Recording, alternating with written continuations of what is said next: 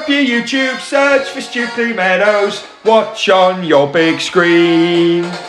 Get yourself comfy, this could take a while, what a happy scene. Something new every day for your long-term memory.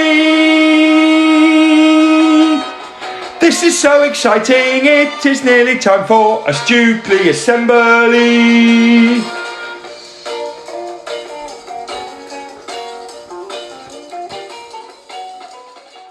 Good morning everyone, and welcome to our Wednesday reading assembly. For each other we, every day we, to improve we, together we will. Every single Stukeley day we focus on. Our Stukeley motto is, our Stukeley curriculum is, and 4 words that make the magic happen. Yes, they do. Right, you can see I'm excited. I'm so excited you can almost not see my body. Yes, love that. You can see I'm excited. 2 reasons I'm excited. Number 1, Freya in year 2 has drawn me this picture of Mr. Gum for my board. Let's have a closer look. Look at that superb picture. That's the first reason I'm excited. The second reason, oh, here we go, had it all lined up. The second reason is because we're definitely going to finish You're a Bad Man, Mr. Gum today. That's why I'm excited. I'm so excited about that we're going to miss out the author bit. We're not going to do the author bit. We're going to go straight into You're a Bad Man, Mr. Gum. I'm going to give you a lightning fast recap of the story, and then we're going to pick it up and get it finished. Mr. Gum, awful man, awful house, beautiful garden, but Jake the dog destroys it, and when he destroys it, whack, the angry fairy comes in, hurts Mr. Gum. It happens lots. Mr. Gum's had enough. He decides to have a plan, to think of a cunning plan. The plan is to poison Jake the dog with disgusting meat, cow's hearts. I drew the chest in here because I just had a feeling it was going to come back in the story. You guys thought I knew. I didn't know, but eventually it does. We meet Polly, the girl with a long name. She meets Friday O'Leary. Polly finds out about the plan to kill Jake the dog. Mr. Gum goes to the sweet shop, meets Miss Lovely. He buys something to give the meat a sweet scent. Polly and Friday decide that they need to stop Mr. Gum. Friday is this really weird man, and Polly's not quite sure what he's going on about all the time. They decide to go to the garden to stop Mr. Gum. They're too late. Jake's eaten the meat. Mr. Gum is laughing like a robber. I think that was the phrase. And while they're on their way there, they end up getting in this kind of weird fight with Billy William III, who's throwing disgusting meat at them. Also, Friday thinks they're playing tennis, and he's just not right. Last week, is Jake dead? We thought Jake was dead. Then Friday O'Leary thought he had a plan to say that he was Mr. Gum's brother, and that would make the dog come back to life-ish, but that was a lie. And then they thought, let's look in the chest. And that's when I got excited. There's nothing in the chest. Right, chapter 11, how it all turned out. I'm so excited. It had been too long. All the chocolate in the chest, because they just looked in the chest, all the chocolate in the chest had turned to dust or been eaten by sailors. Any other girl would have given up right then and sunk to her knees in despair on Mr. Gum's yuck carpet. But Polly wasn't any other girl, that's for sure. She was Polly. So, into the dark depths of that chest she climbed, she got into it. It was much larger than it looked from the outside, and it smelt of old sea adventures and underwear business. Oh, sorry, underwater business. That was actually my mistake, sorry. She scrabbled round on the wooden floor, lost in the darkness, crying, hardly even remembering what she was looking for anymore. She had a horrible feeling that she was tarrying, even though she didn't really know what that word meant. Well, I don't care, she sobbed. I'll tarry forever if that's what it takes to save Big Jake. And what's more... Just then Polly's hand closed on something small, hidden right at the back of the chest. Slowly, her heart pumping like one of those things that you used to blow up balloons. She brought this thing up into the light. On her hand lay a single chocolate in the shape of a dolphin. It was a dolphin-shaped chocolate. The very last piece of Nathaniel Surname's treasure from that Tuesday long ago. She's found something in the chest. Just once, the chocolate seemed to wink at her, but it could have been a trick of the light rather than a trick of the confectionery. You're our last hope, chocolate, said Polly, flabbing out of the chest as fast as she could. I just hoped you enough to save Jake the dog. Oh, you have done well, child, said the little boy in the garden when she returned. Let's see if the legend of the chest is true. Trembling, Polly held Jake's jaws open and stuffed the chocolate down into his gob. Just as soon as it went on his tongue, it turned into a real dolphin, all silvery blue, and it went sliding down his throat, doing whistling noises. For a moment, nothing happened. Then Jake's eyes flickered open and he uttered a little bark. It felt good, so he did another one. A little bit louder and stronger than the first. With that second bark, the day was saved and the bad stuff was at an end. The angry fairy disappeared in a puff of blue smoke that smelt like bacon and eggs. And the sun came out and started doing its magic tricks again. Even better ones than before, with real cards this time. The moles bounced up and down with glee and the butterflies punched their little fists into the air in triumph. Jake got up and did a victory lap around the garden to show that he was back for good. Then he did a victory lick of Polly's face with his big pink doggy tongue until she was giggling like a werewolf. You are no ordinary lad, said Friday, turning to the boy. Who are you, really? I am the spirit of the rainbow, said the little boy, and it's my job to make the world glow with happy colours so we can all live peacefully together. Spirit! Yelled a woman's voice from next door. Your tea's ready! Sorry, I've got to go, my mum will kill me, said the spirit of the rainbow, and off he ran for his tea. Well, I'll tell you what, the rest of that day was brilliant. Friday and Polly marched into town on Jake's back, and all the animals danced around them, and a squirrel puked up from all the excitement, and everyone laughed, apart from the squirrel. Friday played a flute up one of his nostrils and a trumpet up the other, and all of the good people of Lamonic Bibber came out and cheered and waved flags and ate feasts. Jonathan Ripples ate an entire feast by himself and spent most of the next day in bed.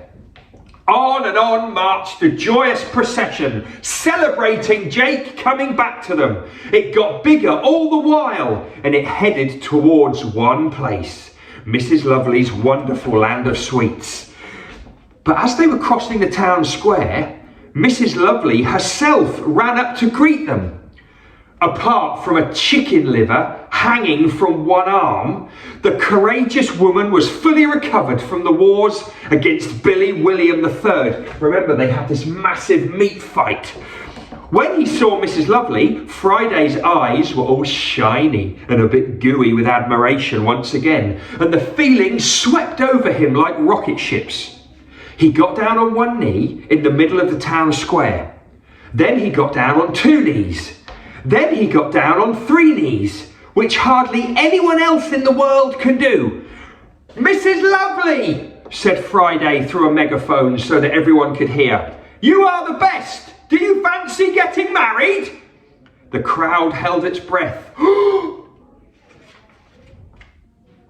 A mole did a dramatic drum roll with a drum and a bread roll. All right, said Mrs. Lovely. I wasn't doing anything this weekend anyway. Hooray! The whole town erupted with the biggest cheer yet. The butterflies rained down like confetti and Jake did a massive happy bark, as if he knew exactly what was going on. Actually, he was barking at a twig that he'd just noticed. But there you go. He was only a dog after all. Well, that's that then, said Friday. Let's get in on the feasting action. But Polly had a thought. What's happened to Mr. Gum? He's probably off somewhere with Billy William III, guessed Friday. And he was right. That's exactly where Mr. Gum was, with Billy William III. They were hating the world all the more. But do you think Mr. Gum will be back? Said Polly. Friday looked a bit mysterious.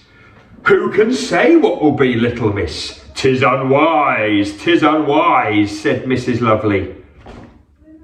And Friday didn't even mind that she'd said the thing that he normally said, because he was crazy in love with her and they were going to get married soon. And so life went on in the peaceful town of Lamonic Bibber, and everyone got on with their business. Friday married Mrs. Lovely, and they invited Polly over for Sunday dinners. And occasionally, Friday did a few Sunday dinners because of that little boastful streak in him. He was good the rest of the time, so nobody minded. And Mr. Gum and Billy William weren't seen for quite a long time. Martin Laundrette apologised to Jonathan Ripples, and Jake the dog played happily in gardens all summer long. And nothing much ever happened, and the sun went down over the mountains. The end. Hang on.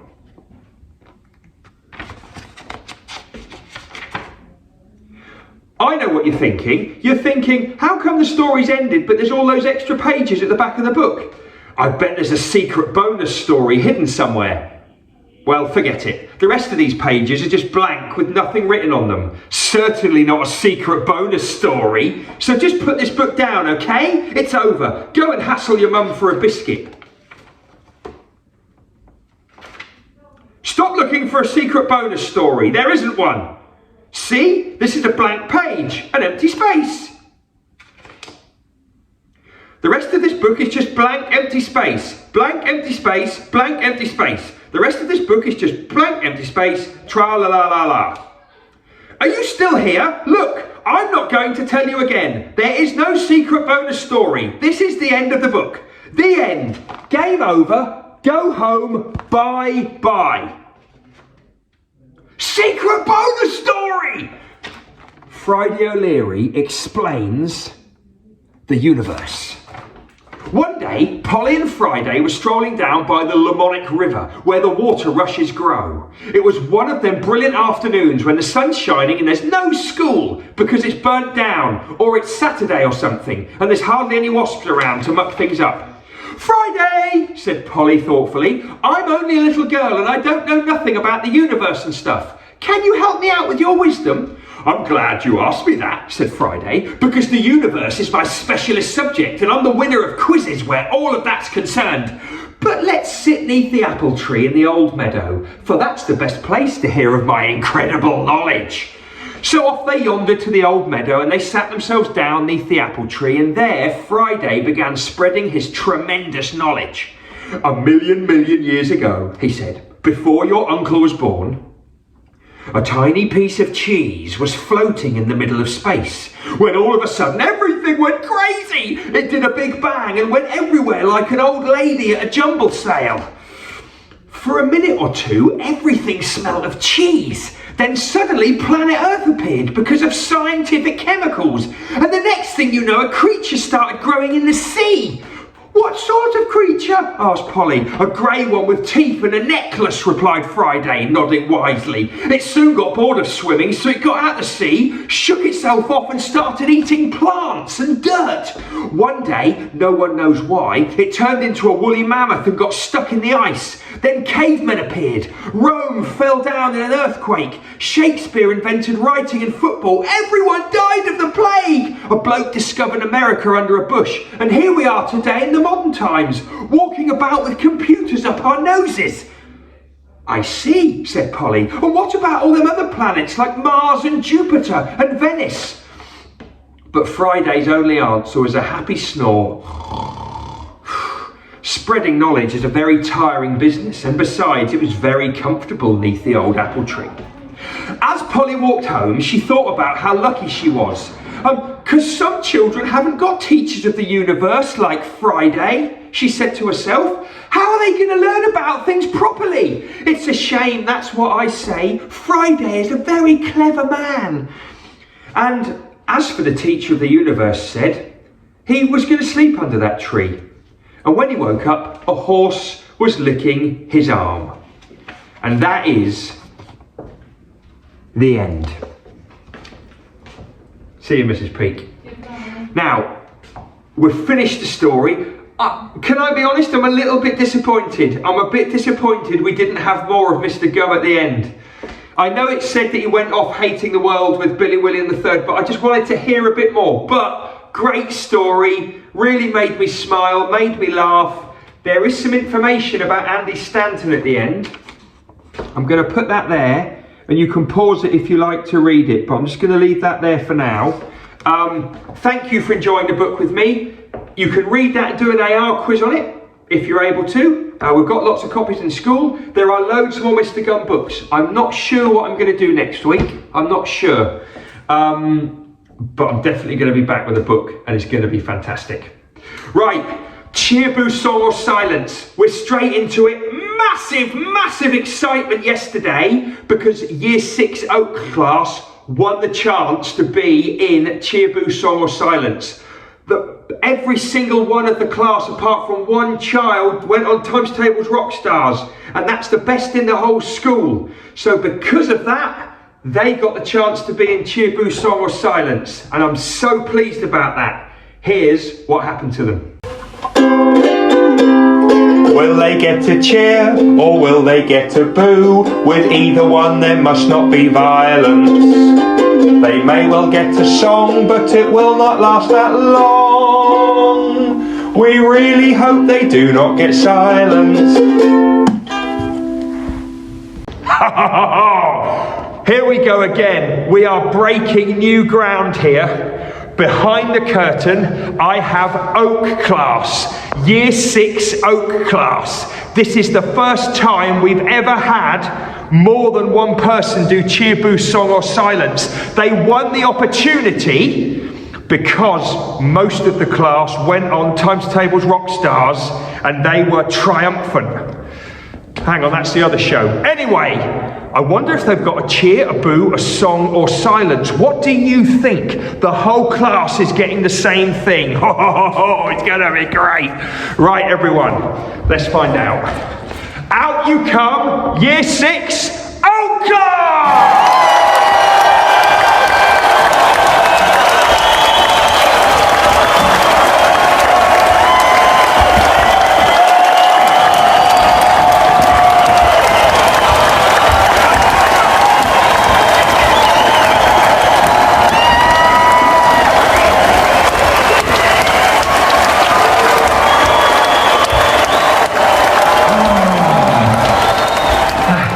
I even had to turn the camera a little bit to celebrate. What a moment for Oak class. I'm not sure they'll ever get that sensation again. See you next time on Cheer, Boo, Song or Silence.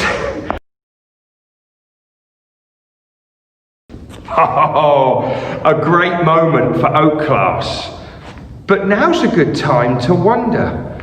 I wonder what the audience reaction would be if the other Year 6 class were watching it. Would they cheer, boo, song or silence? What do you think? Let's find out.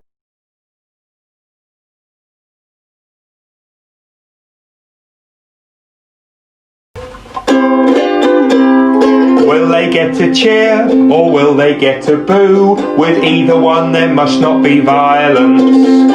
They may well get a song, but it will not last that long. We really hope they do not get silence. Right, finishing up with shout outs. There are no Stukeley birthdays today. I have checked, double checked, triple checked. We have one in a couple of days coming up, so no birthday shout outs. Also, I haven't forgotten about the Stukeley Rocks prizes. They'll come round today. Yesterday got a bit busy.